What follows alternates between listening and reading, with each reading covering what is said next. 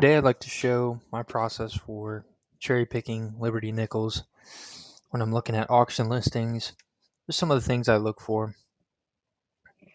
This is a homepage for great collections. They have a really good tool here called Auction Archive where you can go see selling prices for different dates and mint marks. Um, it will give you the grades, selling prices, and dates, and all kinds of info on history.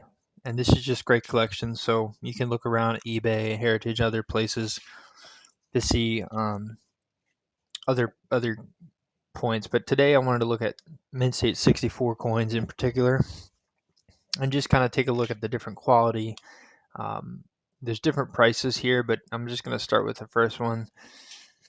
Just how I assess coins, and pick the very best one for the grade, and you can get an idea with the different levels of quality within a grade. Um, this is a really nice piece, very well struck on the obverse stars. When we say that, each star is detailed, and that's really not the case for a lot of V nickels. Sometimes the metal wouldn't fill the die entirely, and the reverse is showing the same kind of quality in terms of striking sharpness.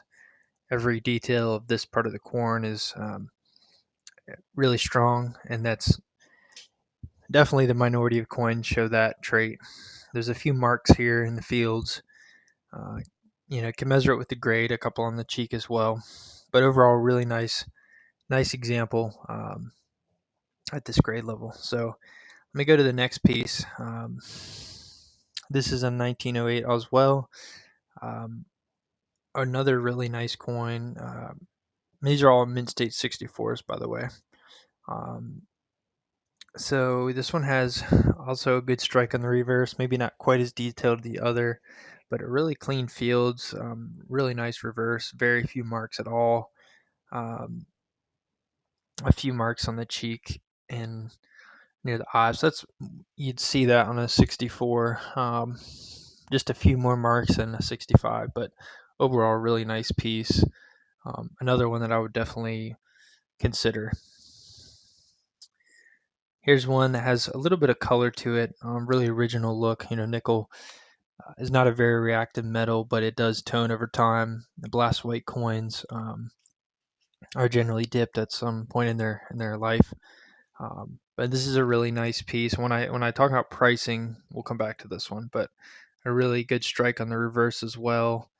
And so these three we looked at are really nice so far. And here's another one that's a 64. This coin, you can see the strike isn't quite as good.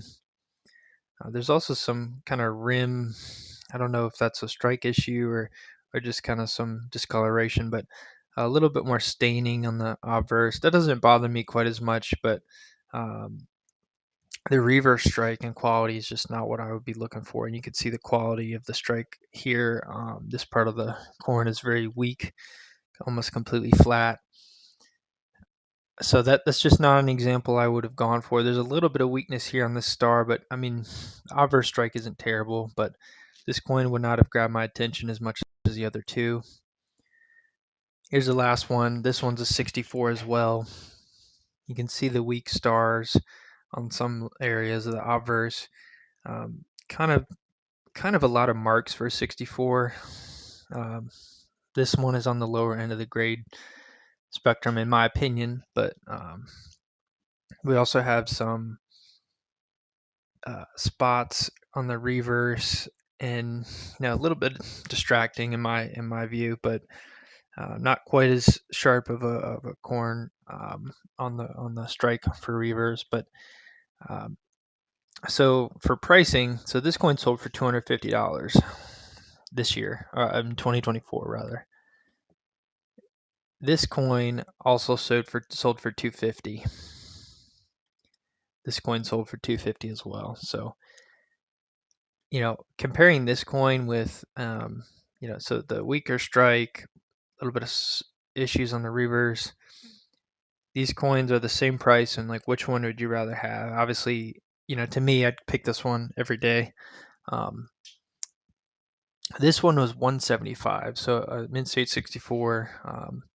It's an NGC holder, but it's 64 and a really nice coin for $175. This is a great buy, and that level is closer to what you'd see, pre-COVID.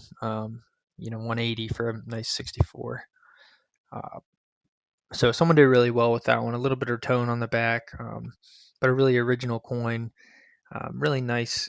I bet this one is really nice in hand as well. I mean, if that color's not your favorite, you could look at another one, but there are three really great options here. I mean, these are, um, you know, all three of these coins are nice, but again, you have a $75 difference between this coin and this coin. So sometimes value for money, you might be better off waiting, for a coin that um, maybe not as many people are bidding on if it's an NGC holder or they don't think the coloring is super original, and you kind of get to know that. But and then someone bought this for 250. So again, comparing this coin to this coin, same price and really different quality. I mean, um,